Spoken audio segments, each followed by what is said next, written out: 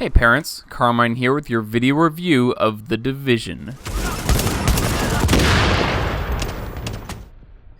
It seems like every few months the media is talking about a new killer disease that's going to doom humanity. Zika, West Nile, bird flu, swine flu, SARS, Ebola, and so on and so forth. The Division decides to take this and play a bit of a what-if scenario, in a way that's actually fairly plausible. What if scientists spliced smallpox with a number of other diseases and created a highly contagious, deadly supervirus and released it to the masses on Black Friday? In The Division, the population of New York is completely decimated by this biological weapon, and now a small group of specialized agents are called in to try and bring control and order back to the city.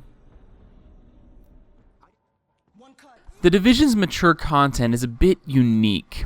It seems specifically designed to jump through loopholes that reviewers such as myself might otherwise overlook.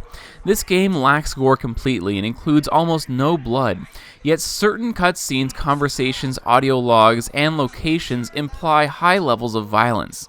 In fact, imply might be the wrong word. The game makes it clear exactly what's happening in each scene, but it simply doesn't show it in graphic detail. On the one hand, I appreciate that the designers found a way to include the darker elements they wanted without resorting to including blood and gore, but take everything you see with a grain of salt. I'll give you a couple specific examples in a moment. Violence in the normal gameplay is very simple. Hits from standard weapons can result in small amounts of blood, but this doesn't go for every enemy, and I couldn't get it to consistently happen under normal conditions. Many enemies are heavily armored, especially as the player moves deeper into the city, and hits on armor causes sparks and dust, but no blood that I saw. As I got in extremely close range with less heavily armored enemies, I was able to see small puffs of red blood, but this was extremely minor overall. The player and enemies can be hit with elemental effects as well. The most common was lighting an enemy on fire. Almost all of the members of the enemy faction known as the Cleaners equip flamethrowers that they use whenever they are in close range to the player. However, the player can also light enemies on fire by throwing napalm grenades or shooting gas canisters placed throughout the world, or even using a flamethrower-equipped turret. This same turret can also be equipped with shock rounds, which do little damage but cause enemies to convulse. Despite these effects, they do not leave any noticeable permanent damage to the enemies.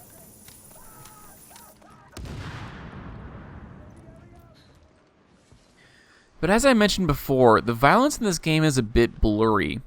While there are numerous examples in the environment that highlight exactly what I mean, two of the cutscenes introducing enemy factions are the most clear-cut examples that I can show. For example, in this one, the player is introduced to the Cleaners, the flamethrower-equipped faction I mentioned earlier. While the cutscene never shows the unfortunate woman behind the camera, the audio makes it extremely clear that she meets a fiery death at the end of this scene. The same goes for this cutscene, which shows the unfortunate end of a couple of New York's finest at the hands of a violent criminal gang. Now, I believe that these scenes are extremely well done and clearly communicate the sadistic evil the player is trying to bring to heel, but there is no doubt that they are dark, much darker than the gameplay-related violence. Substances are extremely mild. I found a marijuana grow in one building, and there are plenty of liquor bottles littered throughout the environment, but the only thing the player can consume are energy bars and cans of soda. Language, however, is an entirely different issue. This game has no problem including swearing, both in spoken dialogue and in spray-painted messages. It's not present in every moment of the gameplay, but it's consistent enough that if language is something important to you, I'd be cautious of this title. Fuck you, motherfucker! I'm gonna cut your fucking... Shit, don't shoot!